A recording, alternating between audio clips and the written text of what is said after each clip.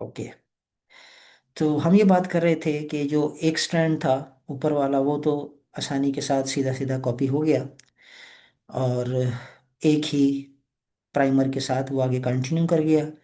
दूसरा जो स्ट्रैंड था, इसने इस जगह से कॉपी होना था जो ओपन हुआ है। तो डीएनए पॉलीमरेज का यूनिट दरअसल यहाँ पे पहुंचा हुआ था और कॉपी होना था इस पार्ट को। तो ये जंप करके यहाँ पहुंचा, लेकिन इसकी शर्त यही थी कि इसको पहले 3 हाइड्रोक्सिल एंड चाहिए। तो इसकी शर्त प्राइमेज एंजाइम ने पूरी की और एक प्राइमर यहाँ पे सिंथेसाइज कर दिया। ये प्राइमर आप देख सकते हैं, रेड हमने जो पॉइंट है वो 3 एंड था, ठीक है। तो 3 एंड अवेलेबल हो गया, और जब 3 एंड अवेलेबल हो गया तो डीएनए पॉलीमरेज का ये सेकंड यूनिट अब कह लें कि इसको एक्सटेंड करता जाएगा और यहाँ तक इसे कॉपी कर देगा, ठीक है। यहाँ पे यहाँ तक कॉपी करेगा। ये जो आगे ग्रीन कलर का क्या है? वो पॉली प्राइमर। प्राइमर। प्राइमर। यानी यूं कह लें कि ये पहला प्राइमर है, ये दूसरा प्राइमर अब, ठीक है। तो मैंने लाइन यहां तक खींची है, इसको इससे मिलाया नहीं, जहन में रहे। नोट कर रहे हैं? इसने न्यूक्लियोटाइड पूरे कर दिए हैं। टी के सामने ए लग जाएगा, ठीक हो गया। इधर जी के सामने इस एंड पर सी भी मौजूद होगा, लेकिन ये सी और टी, सॉरी अपोजिट क्या होगा, सी और ए। तो सी और ए आपस में ज्वाइन नहीं किए गए।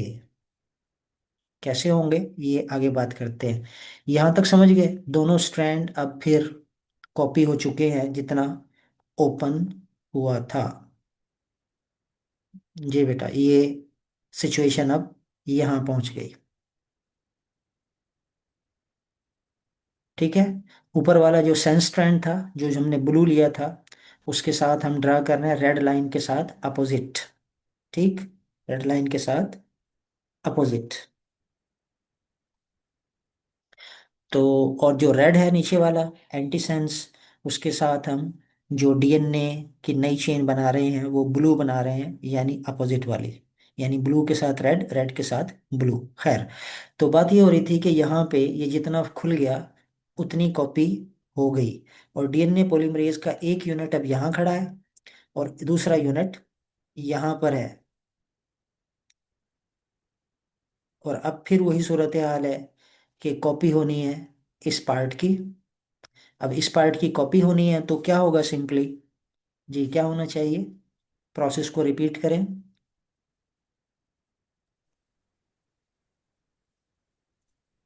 जो फर्स्ट वाली है वो तो उसके पास 3 हैंड है, वो तो हो जाएगी कॉपी। लेकिन तब और होगी जब ये इसमें जो ओपन होगा। पहले इसे ओपन करें, पहले ये ओपन होगा, हाइड्रोजन बॉन्डिंग टूटेगी और ये ओपन हो जाएगा, ठीक है। जितना ओपन होगा, जी अब आगे बात करें।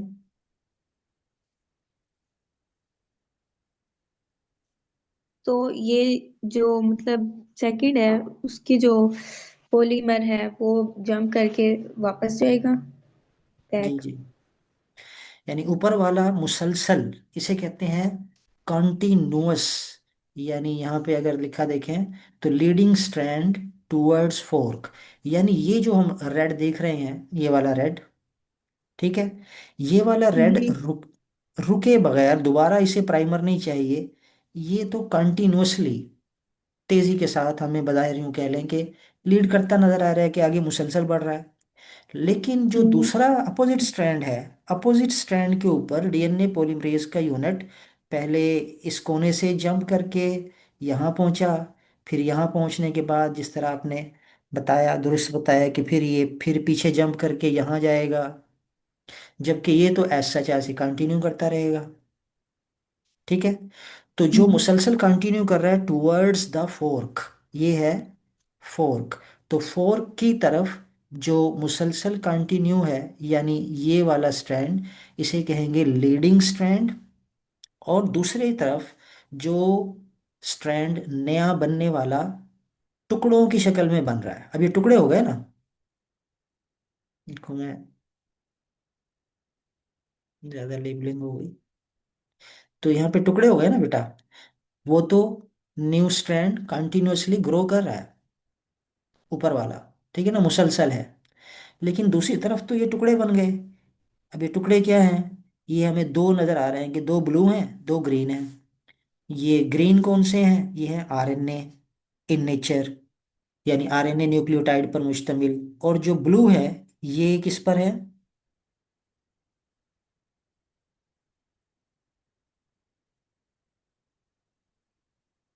जो ब्लू डीएनए है, पॉलीमरेज। डीएनए नहीं, नहीं, डीएनए पॉलीमरेज ने तो बनाए हैं। इसके यूनिट कौन से हैं? डीऑक्सी राइबोज, राइबोन्यूक्लियोटाइड हैं, या राइबोन्यूक्लियोटाइड है? डीऑक्सी, जो ब्लू है वो डीऑक्सी, डीऑक्सी है। ठीक। और हमें चाहिए भी क्या? क्योंकि डीएनए बनना है, तो डीएनए में इसका मतलब है कि डीएनटीपीस चाहिए, डीऑक्सी राइबोन्यूक्लियोटाइड। तो और दूसरी बात यहाँ पे नजर आ रही है कि अब ये जो ब्लू पार्ट है, ठीक है, यानी डीऑक्सी राइबोन्यूक्लियोटाइड पर मुश्तमिल पार्ट, इन्हें कहते हैं ओकाजाकी फ्रैगमेंट। ओकाजाकी फ्रैगमेंट एक स्ट्रैंड के साथ बनने वाले वो डीएनए के नए टुकड़े, जो मुसलसल नहीं बन रहे बल्कि टुकड़ों की शक्ल में बन रहे हैं, डिसकंटिन्यूअस।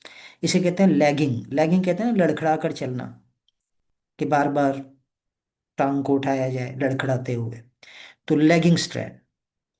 जी, ओकाजाकी फ्रैगमेंट समझ गए किसे कहते हैं? Yes sir. ओके। अब फर्दर क्या होना है? यहाँ तो हमने बात कर ली कि ये ओपन होता जाएगा, और एक स्ट्रैंड कंटिन्यूअसली, जिसे हम लीडिंग कह रहे हैं, ये मुसलसल आगे चलता जाएगा। जबकि जो दूसरी तरफ है, वो उसी तरह लैगिंग फैशन में, यानी पीछे जंप करेगा, फिर प्राइमर बनेगा, फिर उसे आगे लेकर आएगा, फिर वहां से फिर मजीद पीछे खुलेगा, और ये चलता रहेगा इसी तरह। लेकिन अब हम आगे चलें कि आगे क्या होना है। अब ये हमारे पास मौजूद है डीएनए के रेप्लिकेशन का मॉडल। और सूरत हाल ये है जनाब कि यहाँ पे ये आरएनए के यूनिट इसके साथ लगे हुए हैं। हमें तो चाहिए था डीएनए। डीएनए के दोनों स्ट्रैंड डीऑक्सी न्यूक्लियोटाइड के होते हैं। तो अब क्या करना है? अब ये जो ग्रीन यानी प्राइमर हैं, इनको हटाकर इनकी जगह पर डीऑक्सी न्यूक्लियोटाइड्स लगाने हैं, यानी इनको रिप्लेस करना है विद डीऑक्सी न्यूक्लियोटाइड्स। ठीक है।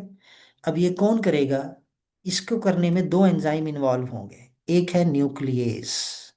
न्यूक्लियेज हमने कल जो डॉक्यूमेंट रीड आउट किया था, उसमें भी वर्ड आया था। क्या था मीनिंग? न्यूक्लियेज एंजाइम कौन सा होता है? ब्रेक डाउन, जो न्यूक्लियस की ब्रेक डाउन करेगा। न्यूक्लियस की नहीं, न्यूक्लियस की, जो न्यूक्लियस न्यूक्लियोटाइड चेन की। की। यानी जो लेस means break down. Phosphodiester bond बना हुआ है, उसे ब्रेक कर देगा। ऐसे ही होगा ना? तो ये जो न्यूक्लियस है, बेसिकली ये आरएनए न्यूक्लियस है, यानी राइबो न्यूक्लियस। आरएनए को ब्रेक करने के लिए राइबो न्यूक्लियस होता है, और डीएनए को ब्रेक करने के लिए डीऑक्सी राइबो न्यूक्लियस होता है।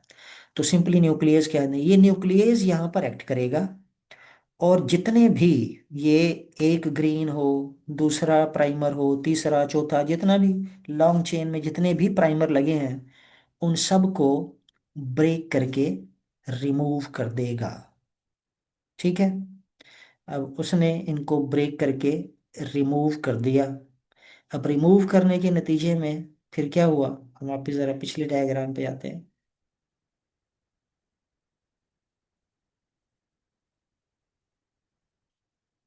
अगर ये ब्रेक करता है, सपोज हम इसको इरेज कर देते हैं, ठीक है।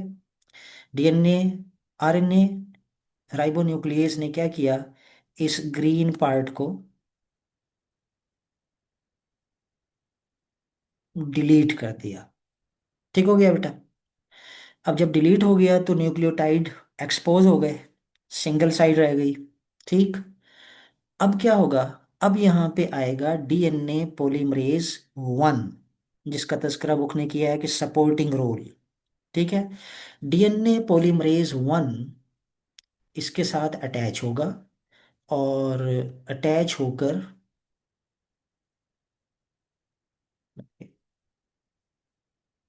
तो डीएनए पॉलीमरेज 1 यहां पर अटैच होगा इस 3 एंड पर। 3 एंड अवेलेबल है, और क्या करेगा, डीएनए पॉलीमरेज 1 अटैच होकर इसके साथ इस 3 एंड को एक्सटेंड करेगा, और एक्सटेंड करके यहां तक ले आएगा। जी, बात समझ गए। जी सर। इसी तरह ये प्राइमर जो पीछे है ये भी रिमूव हो जाएगा, और इसके भी। लेकिन यहाँ पे अब फिर मैंने क्या किया है, यहाँ फिर गैप छोड़ दिया है।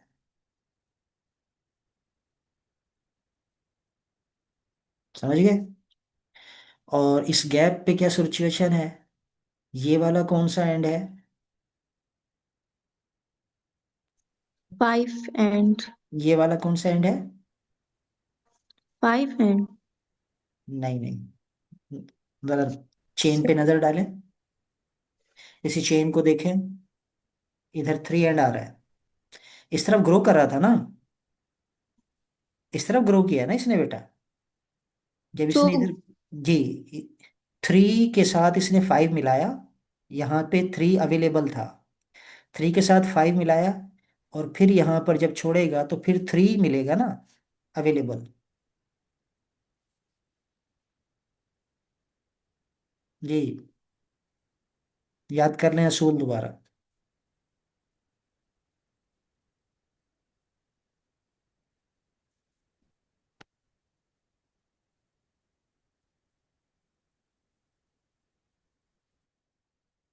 ये देखिए, ये येलो है, येलो मीन्स 5, येलो मीन्स 5। 5। क्या किया हमने, जरा मैं रिपीट कर रहा हूँ, जरा और कीजिएगा। यहाँ पर ये आरएनए के जो यूनिट्स हैं, इन आरएनए के यूनिट्स को हटाना था। तो कैसे हटाया, राइबोन्यूक्लियेज ने इनको यहाँ से रिमूव कर दिया।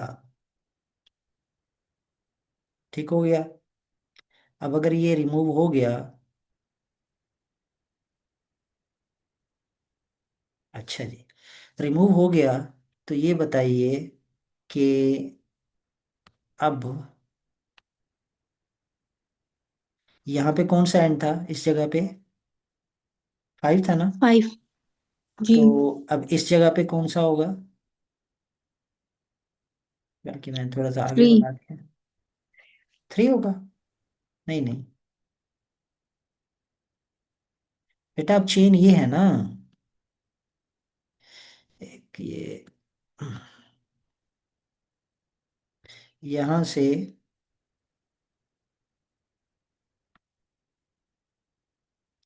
वो असूल कि यहाँ से ये जो एक न्यूक्लियोटाइड है, ठीक है, इस न्यूक्लियोटाइड का ये कौन सा एंड होना चाहिए। जरा देखें, ये चेन है, इधर 3 एंड है, तो इधर 5 नहीं होगा। जी सर, मैंने भी आपको पहले 5 ही बोला था, आपने कहा था 5 नहीं है। अच्छा चले, हो सकता है मुझे सुनने में गलती हो गई है। अब जरा बात सुने, यहाँ से हमने ये कहा कि आरएन डीएनए पॉलीमरेज का second unit, sorry DNA polymerase 1, DNA polymerase 1 यहाँ पर अब क्या करेगा, डीएनए पॉलीमरेज 1 को, ये 3 एंड अवेलेबल है, ठीक, 3 एंड अवेलेबल है, और वाइट भी खत्म, अच्छा, तो 3 एंड अवेलेबल है, और वो 3 एंड को एक्सटेंड करके क्या करेगा, यहाँ पे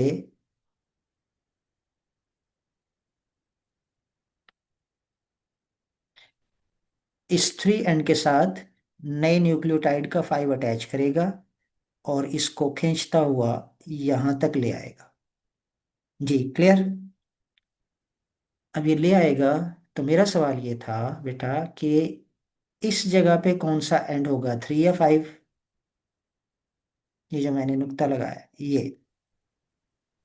इधर ये तो जी जी। 3 कंटिन्यू हो रहा है। 3 के साथ 5 मिलाया, इसका फिर इसका मिलाते मिलाते अब यहाँ पे फिर 3 एंड अवेलेबल होगा ना। 5 तो नहीं होगा ना, 3 होगा ना। नो। फिर 9। यहीं से तो मसला हुआ था, यहाँ पर 3 एंड नहीं होगा अवेलेबल।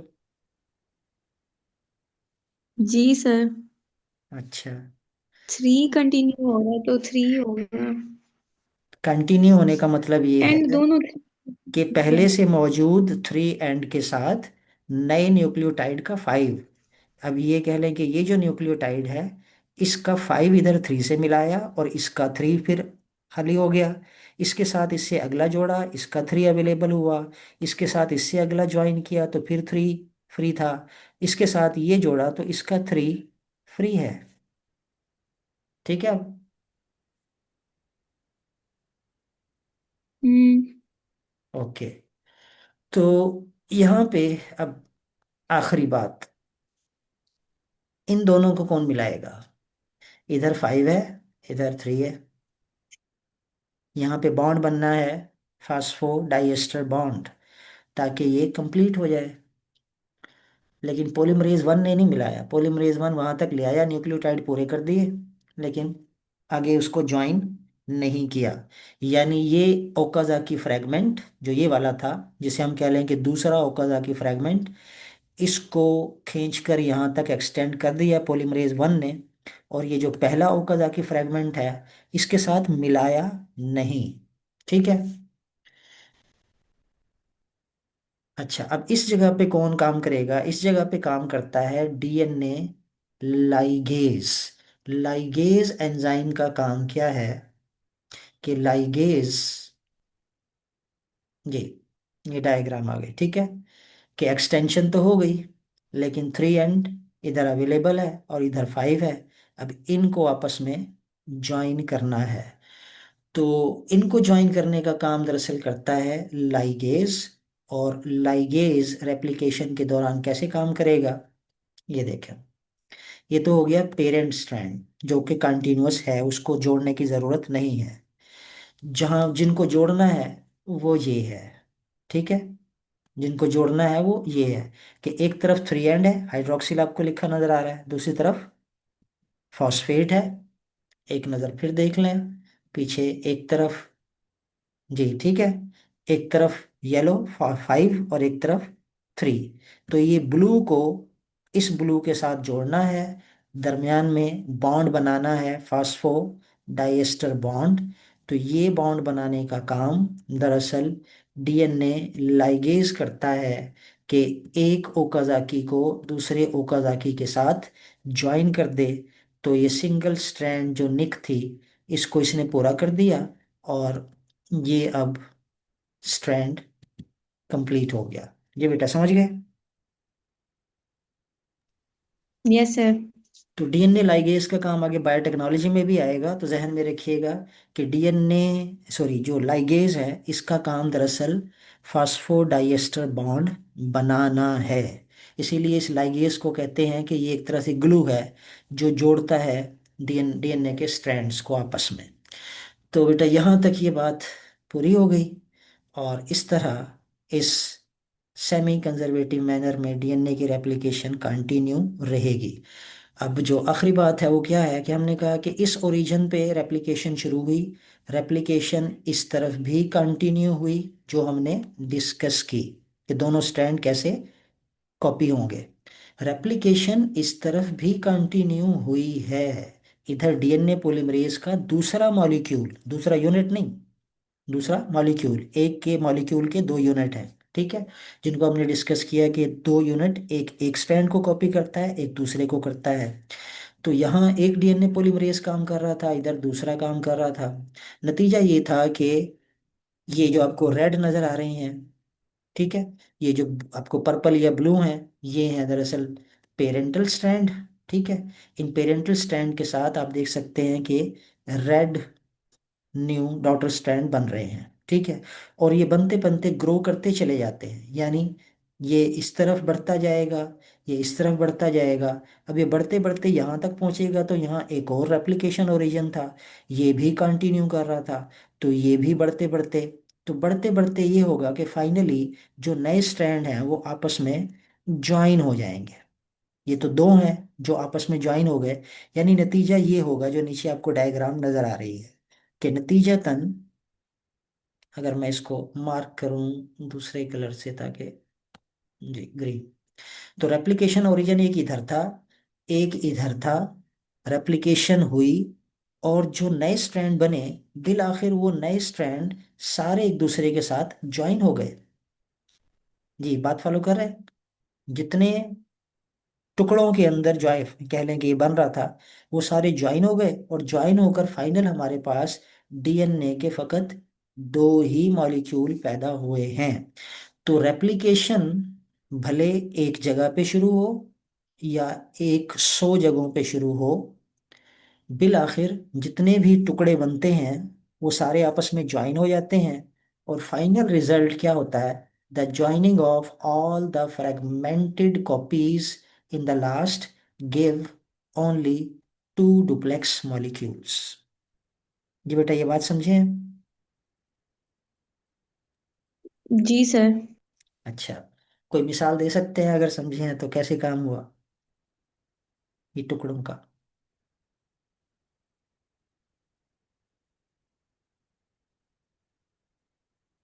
चले, कितने लोग इस वक्त सुन रहे हैं? गुफ्तगू तो मेरी एक ही से चल रही है, 9। अच्छा, अच्छा, सब लोगों के लिए, ताकि बात मजीद क्लियर हो जाए, आपने देखा है मुल्तान के अंदर ये जो, जिसे हम कहते हैं, ये जो बसें चलती हैं ऊपर, क्या नाम है, मेट्रो, इसे बनता देखा है आपने? आप छोटे होंगे उस टाइम पे जब ये बना था। जी किसी ने देखा हो? नो सर, नहीं देखा। नहीं देखा? No sir. अच्छा, ये तो पता है नहीं कहाँ से शुरू हो रहा है? ये इधर चौक कुम्हारा वाले से शुरू होता है, हमारे कॉलेज के पास से ये लारी अड्डे जाता है, वहां से घूम के मुमताज़ाबाद और फिर दौलत गेट और घूमता हुआ फिर 9 नंबर और वो यूनिवर्सिटी के पास जाके खत्म होता है, ये तो पता है ना? यस सर जी। ऐसा ही है। अच्छा, अब खैर आपने बनते नहीं देखा, तो जिन्होंने देखा है वो समझ लेंगे। दरअसल ये एक मैसेज है नेचर का आपके लिए, सबके लिए, कि जो मेगा प्रोजेक्ट होते हैं ना बड़े, डीएनए का जो मॉलिक्यूल है, एक मॉलिक्यूल लाखों न्यूक्लियोटाइड पर मुश्तमिल है, बहुत लंबा है। हमने चैप्टर के शुरू में बात की थी, ठीक है ना? लाखों न्यूक्लियोटाइड पर मुश्तमिल। तो अब अगर उसको एक किनारे से कॉपी करना शुरू करें तो दूसरे किनारे तक जाते हुए ये लाखों न्यूक्लियोटाइड पर मुश्तमिल नई कॉपी बनते हुए तो काफी टाइम लग जाएगा। ठीक कह रहा हूँ?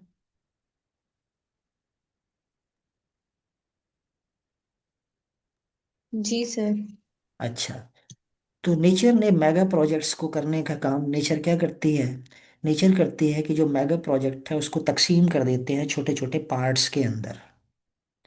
मतलब जो मैं मिसाल दे रहा था कि ये जो मेट्रो है, ये मेट्रो वाली बन 10 या 16, मुझे नहीं मालूम कितने किलोमीटर है, शायद 20-25 किलोमीटर होगी।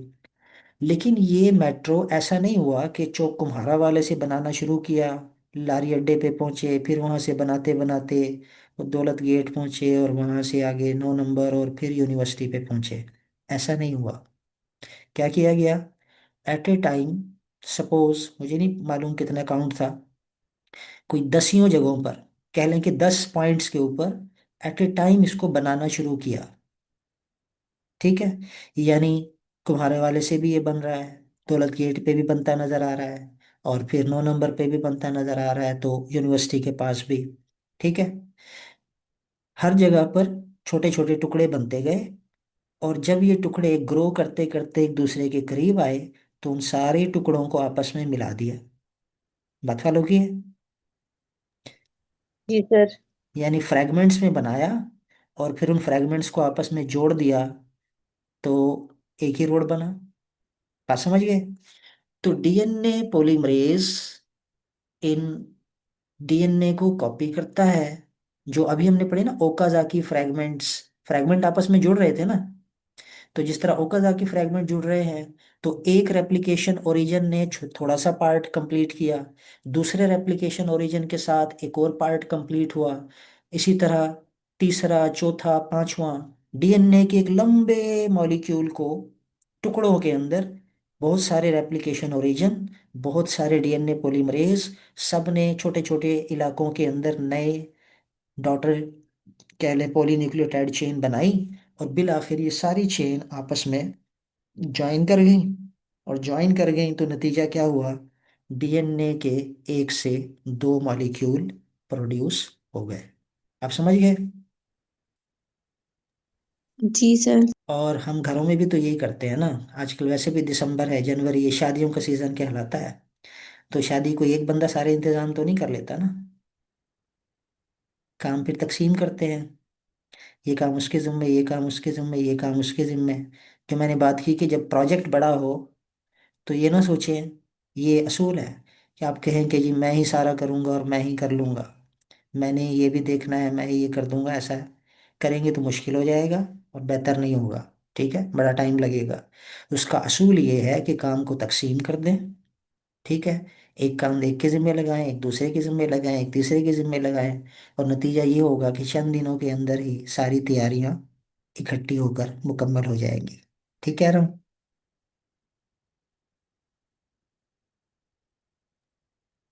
जी सर। जी। समझ गए?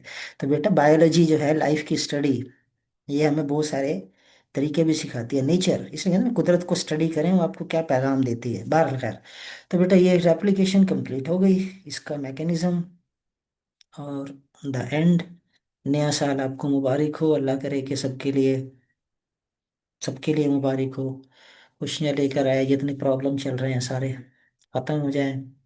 हर साल बहरहाल दुआ होती है, आमीन। आगे अल्लाह करम करे। ठीक है, इंशाल्लाह कल भी क्लास होगी, ठीक है, कल फर्स्ट न्यू ईयर की छुट्टी नहीं होगी या होनी है? सर आपकी मर्जी। मेरी मर्जी। नहीं, मैं इसलिए पूछ रहा हूँ कि जिस तरह अभी भी अगर मैं देखूँ तो 9 स्टूडेंट्स इस वक्त है मौजूद, फर्स्ट पार्ट के अंदर 15 तक हो गए थे, सेकंड में 9 है, तो यानी पढ़ने वाले बच्चे निकल आए हैं फिल्टर होकर खुद ब खुद। तो अब अगर आपकी मसरूफियात हैं, कोई होते हैं जाहिर है घरों में, फैमिलीज में, प्रोग्राम वगैरह, तो अगर मसरूफियत है तो ये ना हो ना कल फिर 2 लोग सिर्फ पढ़ रहे हो, 9 भी ना हो। तो अगर छुट्टी करना चाहें तो कल छुट्टी कर लें, 2 तारीख से शुरू कर लेंगे। हमें कोई जल्दी नहीं है, आपने अंदाजा लगा भी लिया होगा ऑनलाइन पे, हम बड़े सुकून से पढ़ रहे हैं, क्लास के अंदर तो खींच रहे होते हैं। जी।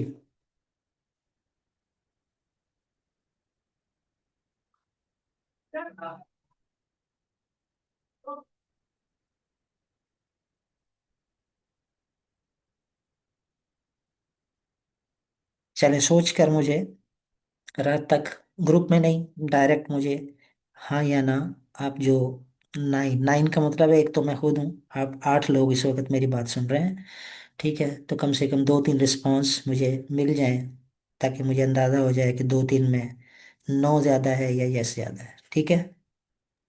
Yes sir. ओके बेटा, अल्लाह हाफिज। अल्लाह हाफिज सर।